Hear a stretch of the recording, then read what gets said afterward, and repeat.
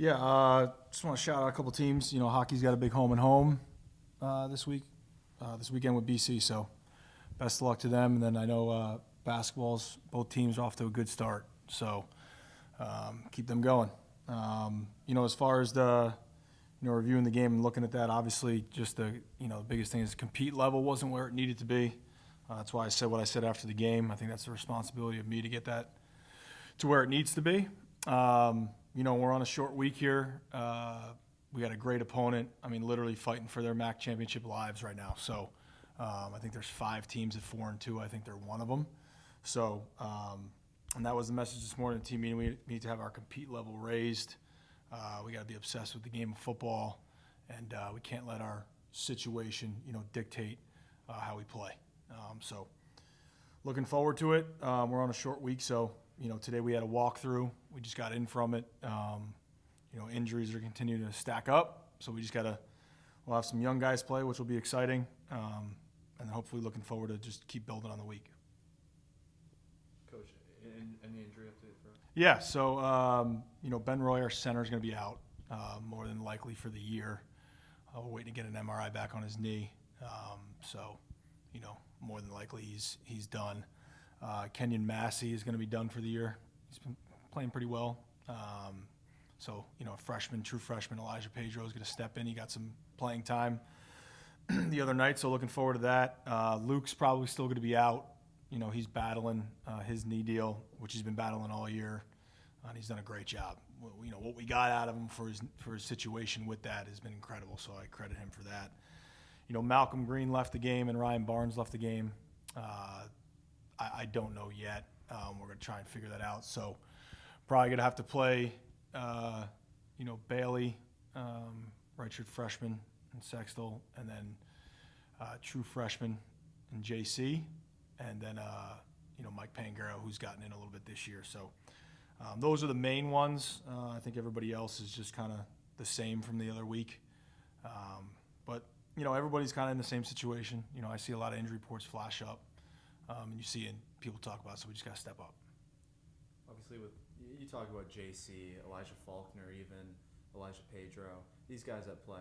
Is there any positives just going forward to maybe next season that these guys are getting this experience playing time now?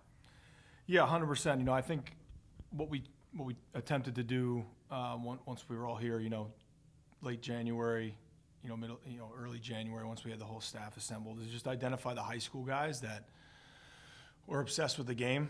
I think we lack some of that right now. Just the overall obsession with the game. And what I mean by that is, you can like something, you can love something, but ultimately I think we need more players that are obsessed with the game. Your curiosity, your preparation.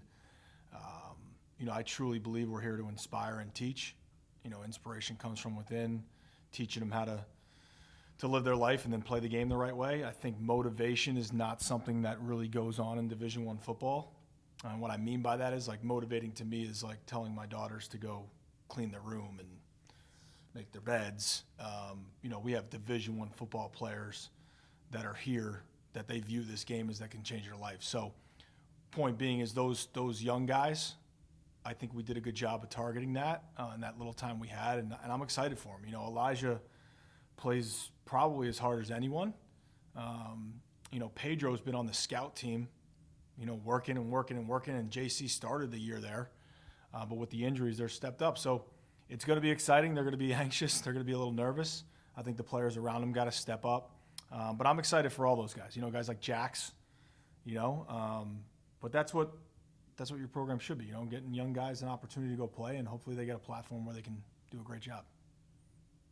How different does the preparation look going from a Wednesday game to a Tuesday game, these like midweek MAC kind of games? Is it any different or similar to a regular week of preparation? Yeah, this one's a little different. Going into our first one, we had a 10-day window. Then we had an 8. This is a 6. So, with our injuries as well. So we were planning on walking through today. So we got about 60 to 70 plays walk through on offense and defense. And then we had 3 10-minute periods of special teams. So we just got to put our guys in the best position. So tomorrow we'll go in uppers and we'll fly around and we'll do our normal Wednesday. Thursday for us will be a walk, and then Friday we'll hit it hard for about 55 minutes and then get on the plane. So It's a challenge, I think, for some of our guys too. It's a lot of rep guys that need to do it, at a high speed, just from a processing standpoint. So, but I thought today they came out with an intentionality, and like I said in the team meeting, it was about separating our situation that we're currently in for the respect of the game and how you have to play it regardless of the situation. So that's what we're looking to do.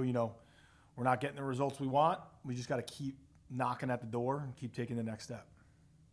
Has anything stood out from Ohio just on the tape or anything you've seen from them over the course of this year already? A lot. I started the team meeting today. We prep them. I take them through the head coach, the offense, the defense, the special teams before we break into our individual meetings. And, they have, I believe it's 10, 11. I think they've won 31 games, not including this year, in the last 3 years prior. MAC champions last year. I think they were runner-up 3 years ago, MAC finalists. They have established, usually they promote from within in terms of their head coaches over the years.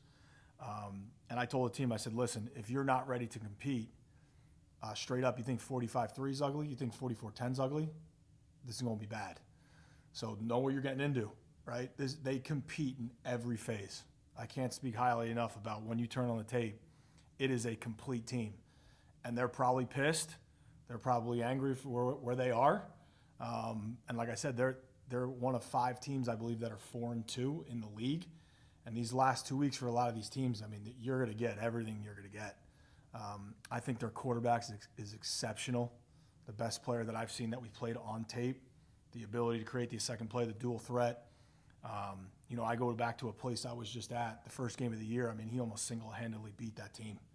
Their wideout, number 7, is dynamic. I believe he leads the MAC, if I'm right, like catches, yards, up there in touchdowns, dynamic returner. Their running back's a transfer. Big kid from Minnesota, I believe, where I was at, so I know what they look for there in running backs.